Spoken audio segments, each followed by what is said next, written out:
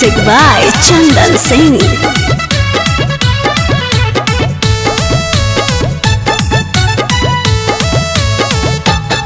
भेलो सेज वाला एज कर ले हमरा से मैनेज। भेलो सेज वाला एज कर ले हमरा से मैनेज। गे छौड़ी जिंदगी भरा रखा मी तो याद गे। ले ले तानी लाभ के सवाद गे छौड़ी जिंदगी भरा रखा मी तो याद गे। ले ले तानी लाभ के सवाद गे।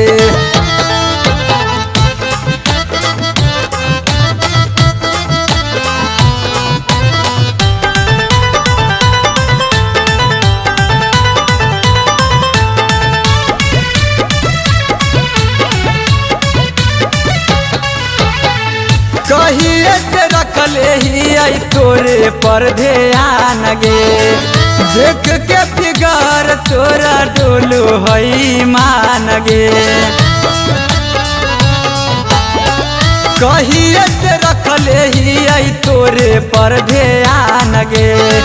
देख के फिगर तोरा डोलो हई मान गे। कबले रकम सादा पेज ले ले प्यार के नवलेज। कबले रकम सादा पेज ले ले प्यार के नवलेज। गे छौड़ी तोरा घुमाई बहुराची औ धनबाद गे। ले ले तानी लाभ के सवाद गे छौड़ी जिंदगी भरा रखा मी तो याद गे। ले ले तानी लाभ के सवाद गे।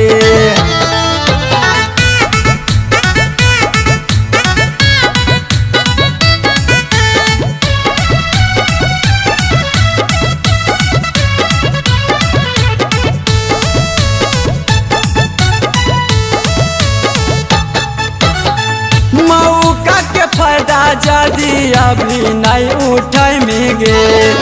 सच बोलो ही औ तोरा बड़ी पछताई में गे। मौका के फायदा जदी अभी नहीं उठाई में गे। सच बोलो ही औ तोरा बड़ी पछताई में गे। अब न करे परहेज हमरो बढ़िए हाई इमेज। अब न करे परहेज हमरो बढ़िए हाई इमेज। अविनाश अमन के हऊ इहे फरियाद गे। ले ले तानी लाभ के सवाद गे छौड़ी जिंदगी भरा रखा मी तो याद गे। ले ले तानी लाभ के सवाद गे।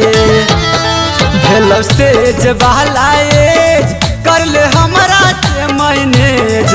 भेलो सेज वाला एज कर ले हमरा से मैनेज। गे छौड़ी जिंदगी भरा रखा मी तो याद गे।